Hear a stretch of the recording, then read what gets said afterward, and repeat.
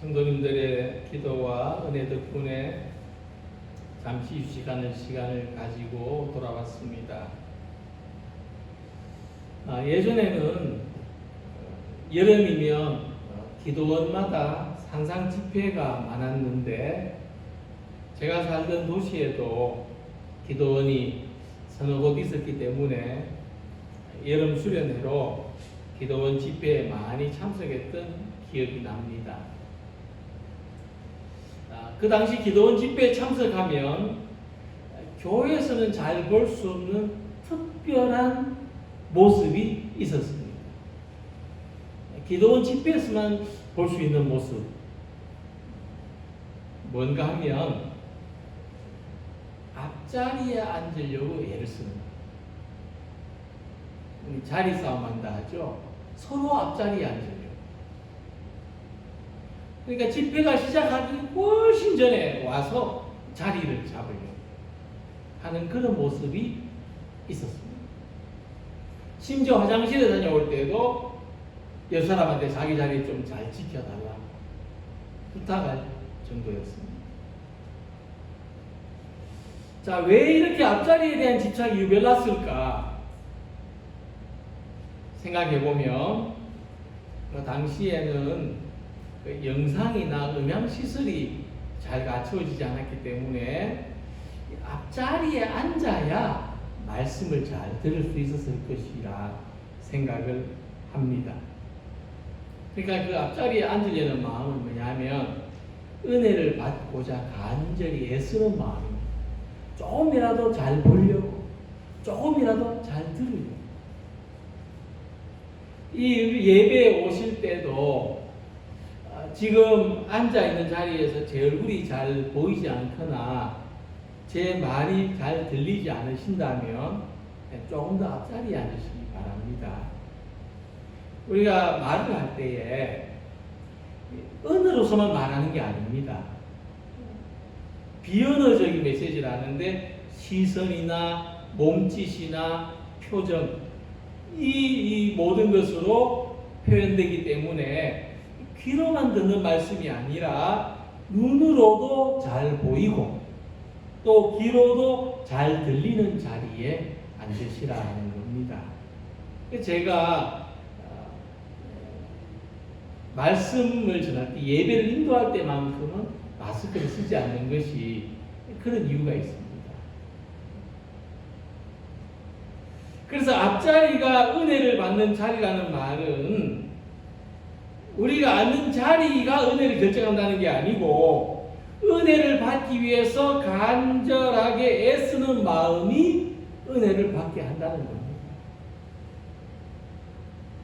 우리들이 하나님을 만나려고 하는 이 마음이 있다면 어느 자리에 있든지 어느 곳에 살든지 바로 그곳이 은혜의 자리가 될 것으로 믿습니다. 특별히 오늘 말씀을 보면은 구약 선지자 엘리야가 하나님을 만나는 모습이 기록된 말씀입니다. 이 엘리야 선지자는 이스라엘 백성들에게 메시아를 예고하는 인물로 생각될 만큼 신비한 능력과 기적을 많이 행한 인물이었는데 이 엘리야가 하나님을 직접적으로 만나는 그 장면이 기록된 말씀은 본문의 내용밖에 없기 때문에 이 말씀이 주는 의미가 특별합니다. 더 주목할 것은 뭐냐면 이 엘리야 선지자가 놀라운 기적이나 능력을 행할 때 하나님을 가까이에서 만나는 경험을 한 것이 아니고 오히려 그가 낙심하고 기운을 잃고 영적으로 대단히 침체된 상황 속에서 아주 가까이 계시는 하나님을 만났다고 하는 사실입니다. 그래서 이 근래에 힘들고 지치고 이런 일들이 많아서 몸과 마음이 고단하고 신앙생활이 침체되어 있는 분들이 계시다면 오늘 이 자리가 우리들과 함께 계시는 하나님을 만나는 그런 가까이 만나는 은혜의 자리가 되시기를 소망합니다. 자, 먼저 엘리야를 보면 엘리야는 홀로 있는 시간에 하나님을 만났습니다. 먼저 엘리야는 갈멜산 정상에서 이 바알신을 섬기는 선지자들과 영적으로 대결했는데, 기도해서 누가 불을 내려주는가 보자. 그래서 바알신을 섬기는 선지자들은 아무리 기도해도 불이 내려오지 않았지만, 엘리야는 도랑을 파고 물을 부은 다음에도 기도하니까 불이 내려왔어요. 큰 승리를 거두었습니다. 그런데 이 아버지가 시돈 땅에서 바알신을 섬기는 제사장이었던 이세벨 왕비는 이 엘리야가 미워 죽을 지경입니다. 그래서 이 엘리야의 목숨을 빼앗기 위해서 군사들을 보냈습니다. 이 소식을 들은 엘리야는 이 갈멜산에서 호렙산까지 도망을 칠 수밖에 없었습니다. 승리의 기쁨은 잠시였고, 이세벨의 집요한 추격에 엘리야는 낙심을 하고 모든 것을 다 던져두고 약 350km를 홀로 걸어왔습니다. 그리고 지친 몸으로 있는 엘리야에게 하나님이 질문하시고 엘리야가 대답하는 것이 오감입니다. 하나님은 엘리야야,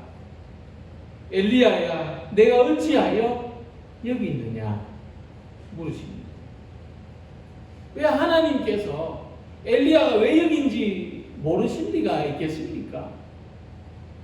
하나님 다 보고 계시죠. 그런데도 엘리야에게 네가 왜 여기 있느냐 물으십니다. 오늘 우리에게도 마찬가지라고 생각합니다.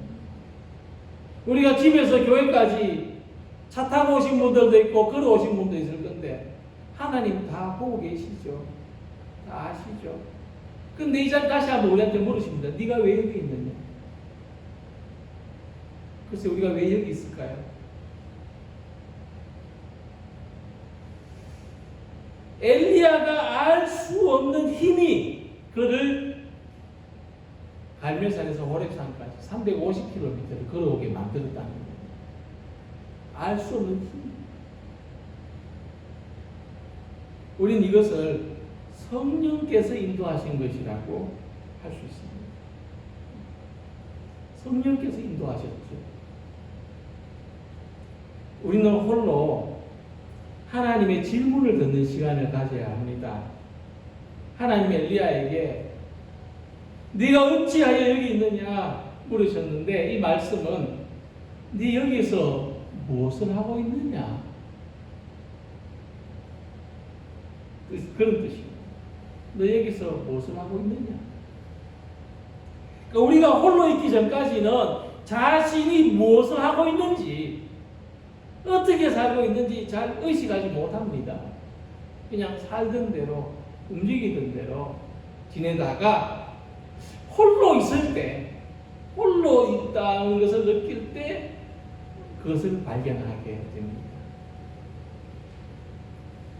그래서 홀로 있는 시간은 지금 내가 무엇을 하고 있는지 돌아보는 시간입니다.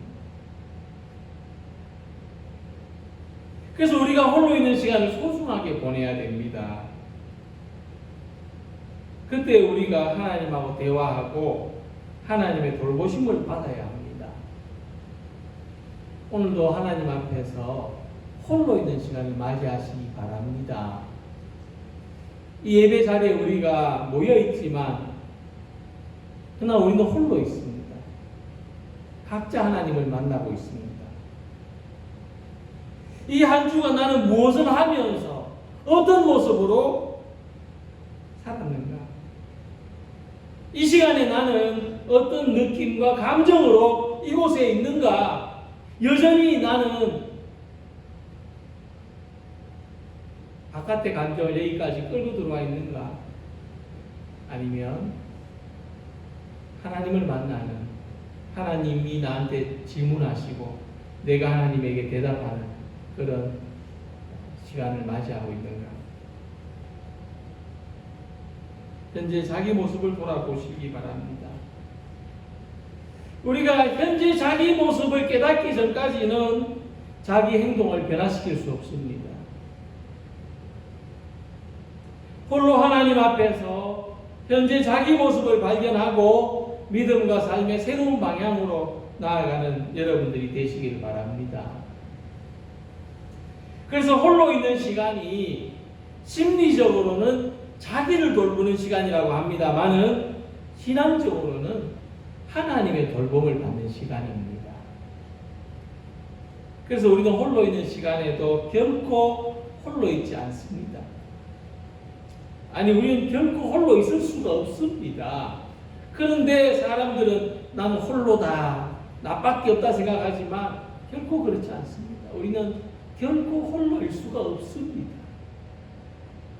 예수님께서 이렇게 말씀하셨죠. 보라, 너희가 다 각각 제 곳으로 흩어지고 나를 혼자 둘 때가 오나니 벌써 왔도다. 그러나 내가 혼자 있는 것이 아니라 아버지께서 나와 함께 계시느니라. 그러니까 예수님한테 제자들처럼 가까운 대상은 없었을 것입니다. 제자들은 예수님의 형제요 가족과 같았습니다. 3년 동안 늘 함께 다니면서 먹고 자고 했습니다. 그런데 고난과 시련의 때가 오면 그런 가까운 사람들마저도 각기 제 곳으로 흩어지고 예수님이 혼자 남을 때가 올 것입니다. 그러나 그럼에도 불구하고 하나님만은 나와 함께 계신다. 세상 모든 사람이 다 나를 부인하고 나를 버리고 나를 떠나갈지라도 하나님은 나와 함께 하신다. 그래서 예수님은 알고 있었던 것입니다. 그래서 우리는 홀로 하나님과 함께 있는 시간을 기대해야 됩니다.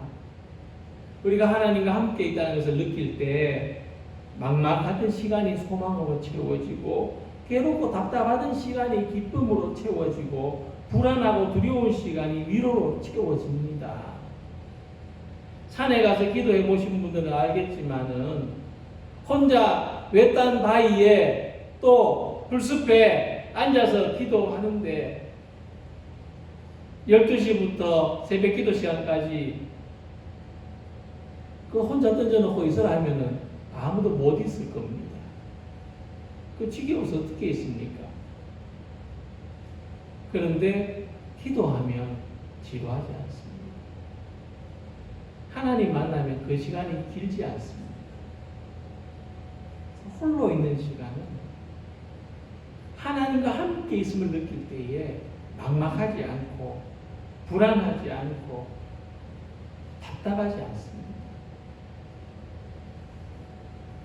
어떤 시 중에 이런 내용이 있습니다. 홀로 있는 시간은 나를 돌보는 시간, 여러 속의 삶을 더 잘 살아내기 위해 고독 속에 나를 길들이는 시간이다. 우리는 홀로 있을 때 고독감을 느낍니다. 그것이 힘들어서, 이 고독감이 너무 힘들어서, 외로움이 힘들어서 집에 돌아와서도 잠을 잘 때 외에는 홀로 있는 시간을 만들지 않으려고 하죠. 텔레비전을 하루 종일 켜놓고 보지도 않으면서 또 휴대전화기를 계속 바라보면서 몰두하죠. 가끔 우리들에게서 그런 모습이 있습니다. 그런데 홀로 있는 시간은 불필요한 시간이 아니라 오히려 필요한 시간. 이런 우리들에게 홀로 있는 시간은 필요한 시간. 내가 다른 사람과의 삶을 더 잘 살아갈 수 있도록 하나님과 만나는 시간이라는 겁니다. 오히려 우리는 그래서 여러 사람들과 함께 어울려 지내다가도 홀로 있는 시간을 즐길 수 있게 되는 것입니다. 또 계속해서 홀로 있는 시간만 보내야 되는 사람일지라도 그 지루함 잘 감당해낼 수 있게 될 것입니다. 그래서 홀로 있는 시간에 무엇보다도 하나님 만나기를 소망하시기 바랍니다. 우리가 지금 어떤 자리에 있는지, 내 삶이 지금 어느 위치인지 하나님의 질문을 한번 들어보시고 그 질문을 통해서 나를 한번 바라보시기 바랍니다. 이 하나님의 돌보심을 느끼시기 바랍니다. 내가 홀로 있어 외롭고 고독하고 힘들지만 나는 결코 홀로일 수 없다. 인간이 홀로 있다는 것은 불가능하다. 하나님이 함께 계십니다. 내가 하는 일과 내가 만나는 사람들과의 삶을 더 의미 있고 충만하게 살아가는 성도님들이 되시기를 소망합니다. 내가 여기에서 무엇을 하고 있느냐 하는 하나님의 질문에 엘리야 이렇게 대답했습니다. 이스라엘 자손이 주의 언약을 버리고 주의 제단을 헐며 칼로 주의 선지자들을 죽였음이오며 오직 나만 남았거늘 그들이 내 생명을 찾아 빼앗으려 하나이다. 풀이에서 보면 이런 말입니다. 이세벨 왕비가 나를 죽이려고 해서 도망쳐 왔습니다. 내가 지금 피해 있는 중입니다. 피신해 있는 중입니다. 우리는 고된 일을 마치고 잠시 쉬기 위해서 홀로 있을 수도 있지만 또 불안과 두려움에 둘러싸인 고립감 때문에 홀로 있을 수도 있고 엘리야처럼 힘들고 어려운 순간을 피하기 위해서 도피해서 홀로 있을 수도 있습니다. 자, 그래서 우리는 어떤 상황에서 내가 자주 홀로 있음을 경험하는지 중요하게 생각해 봐야 할 것입니다. 내가 어떤 상황에서 자주 고립감이나 고독감을 느끼는지. 엘리야는 지금 불안하고 두려운 상황에서 홀로 있습니다. 아마 이세벨이 보낸 군사들이 지금 자신을 바짝 죽여 오고 있을지도 모른다는 그런 염려에 빠져 있을 것입니다.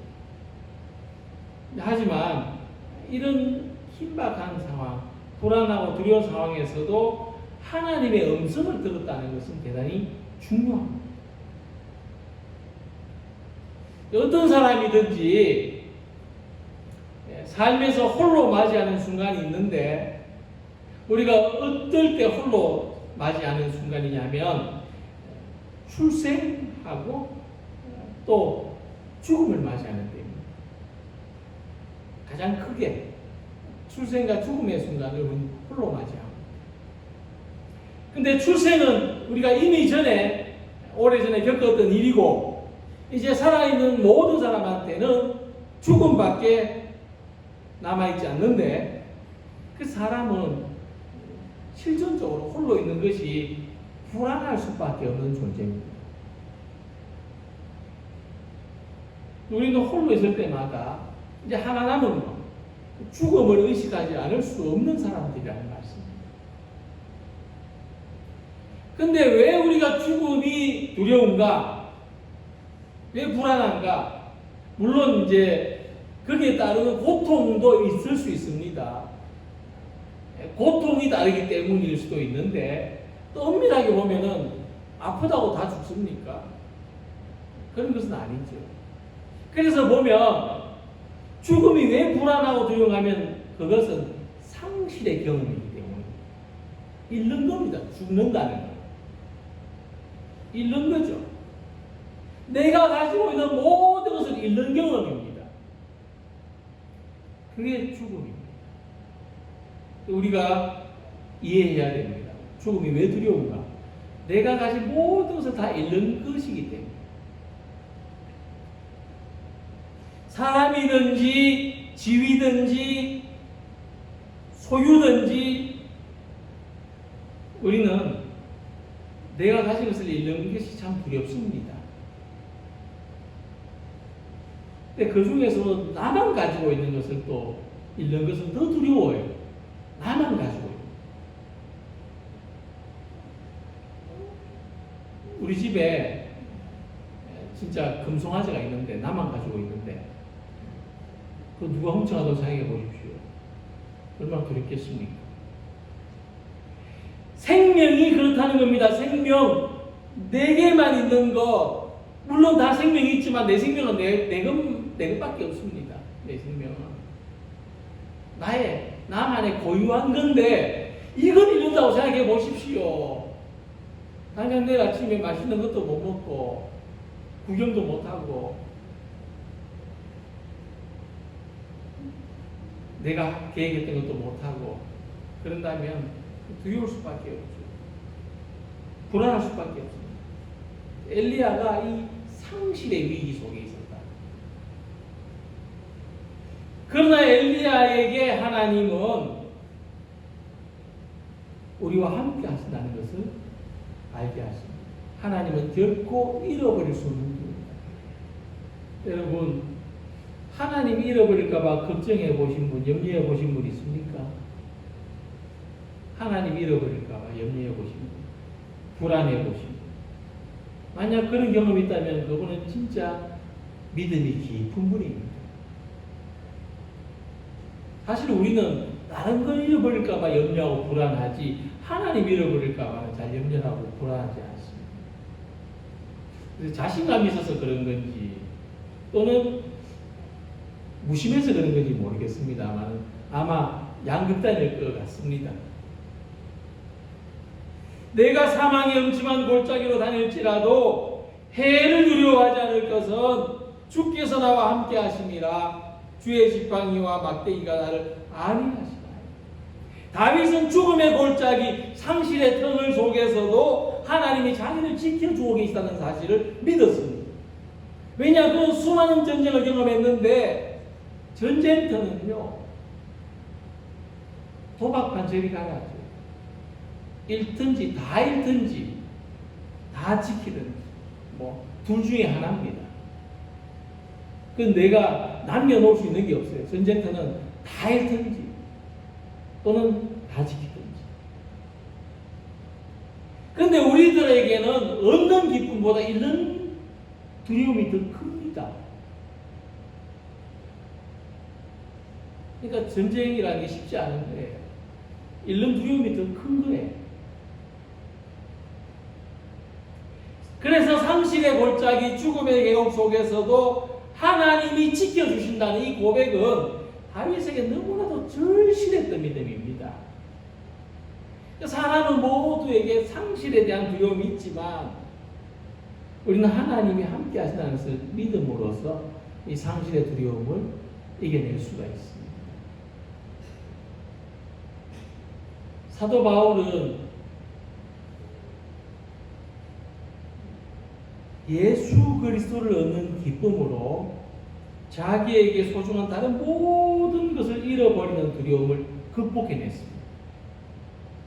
우리들도 이 상실의 두려움을 이렇게 이겨낼 수 있기를 바랍니다. 바울이 이렇게 고백했습니다. 내가 그를 위하여 모든 것을 잃어버리고 배설물로 여김은 그리스도를 얻고 라고 했습니다. 그는 그리스도를 얻을 수 있다면 모든 것을 잃어버려도 내가 두려워하거나 아까워하지 않겠다고 했습니다. 그래서 우리가 하나님 앞에 홀로 있는 이 경험은 상실의 두려움에 맞서는 연습입니다. 하나님 앞에 홀로 있는 훈련이 될수록 우리는 상실의 두려움을 이겨낼 수가 있습니다. 그래서 홀로 있는 시간이 하나님을 얻는 시간, 하나님을 발견하는 시간이 되셔서 내 삶도, 관계도, 소유도, 건강이나 생명도 우리가 잃는 모든 것에 대해서 상실의 두려움을 이겨내는 우리 모든 성도님들이 되시기를 소망합니다. 엘리야가 홀로 하나님을 만난 경험에서 제일 중심이 되는 말씀은 엘리야가 하나님의 세미한 소리를 들었다는 겁니다. 홀로 있을 때. 12절에 세미한 소리가 있는지라고 했는데 세번역 성경에서는 부드럽고 조용한 소리가 들렸다 번역을 했습니다.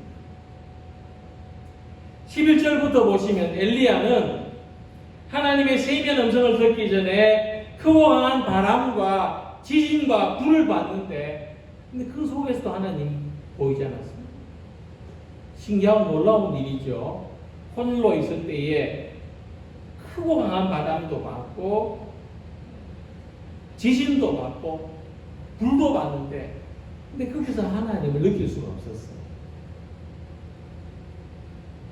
근데 그것이 모두 지나간 다음에 하나님이 안 계신가 했는데 그것이 모두 지나간 다음에 세미한 소리로 하나님의 음성을 들었다는 겁니다. 근데 엘리야가 들은 이 세미한 소리는 사람이 귀로 듣는 소리가 아닐 가능성이 많습니다. 그래서 이것은 풀이할 때 해석할 때 엘리야에게 하나님의 말씀이 떠올랐다 이렇게 풀이하는 예도 있습니다. 그래서 저는 이 엘리야가 들은 이 세미한 소리를 세미한 영감이라고 풀이하고자 합니다. 하나님은 우리들이 홀로 있을 때 세미한 영감으로 우리의 갈 길을 보여주시거나 알려주신다는 겁니다. 하나님이 내게 알려주는 세미한 영감이 엘리야가 들은 세미한 소리다 이렇게 풀이합니다. 그래서 세미한 소리는 하나님이 주시는 영적인 감동을 뜻합니다. 우리는 기도와 찬송과 말씀 속에서 하나님이 주시는 감동을 받습니다. 하나님의 감동을 막 받을 때는 매 예배 때마다 감동을 받죠. 하나님의 메시지를 받습니다. 근데 우리가 몸이 전율하도록 영적인 감동을 받을 때가 있죠. 막 아무렇지고 회개하는 순간이 몸이 전율하도록 영적인 감동을 받아서 회개하고. 하지만 또 은은하고 잔잔하지만 확신 있게 경험할 수 있습니다. 그냥 오늘 흐름이 잔잔한 것 같은데 돌아갈 때 왠지 마음속에 확신이 생겨나고 믿음이 생겨나는 이런 감동. 이 세미한 감동을 놓치지 않고 붙드는 것이 우리가 홀로 있을 때 함께 하신 하나님을 만나는 겁니다. 이 세미한 감동을 붙드는 겁니다. 예를 들자면 하나님의 이 세미한 감동을 느끼는 것은 라디오 주파수를 맞추는 것과 같습니다. 이 각 방송사마다 정확한 주파수가 있는데 거기에서 조금만 벗어나 숫자상으로 1만큼만 벗어나도 잡음이 막 들려서 소리를 크게 높여야 알아들을 수 있는데 소리를 높이면 잡음도 같이 높아집니다. 그렇죠? 하지만 그래도 소리가 좀 크면 듣기가 나아요. 소리를 좀 분별할 수가 있어요. 하나님의 영감도 이와 같다는 겁니다. 우리가 하나님과 주파수가 잘 맞춰지지 않으면 소리가 높아야 돼요. 막 세게 뭔가 세게 와야 그런데도 알아듣는 건 조금밖에 안 된다. 세게 듣는 걸 좋아하는데도 찾아다니는데도 조금밖에 못 알아듣는다. 잡음도 세기 때문에. 그런데 우리가 하나님을 향해서 맞추어져 있으면 고요하고 잔잔하지만 분명하고 선명하게 영적인 감동을 경험할 수가 있습니다. 고요해요. 잠잠해요. 그런데 선명합니다. 지워지지 않아요. 하나님의 영감을 듣는 중에도 잡음이 간섭할 수 있습니다. 불안, 염려, 분주한 생각. 이런 것이 간섭할 때는 기도할 때도 방해를 받고 찬송을 불러도 말씀을 들어도 방해를 받기 때문에 하나님 영감 받기를 어렵습니다. 그래서 우리는 자주 홀로 있는 시간을 가져야 합니다. 이럴 때는 몸이 따로 떨어져 있는 것도 필요하지만은 무엇보다도 마음을 고요하게 유지하는 것.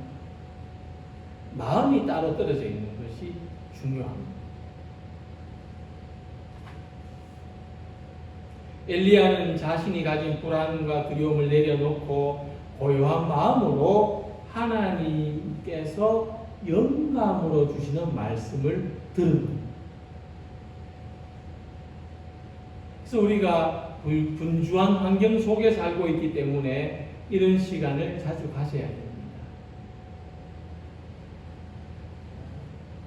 그래서 자주 하나님의 영감에 내 마음의 주파수를 맞추는 성도님들이 되시기를 바랍니다.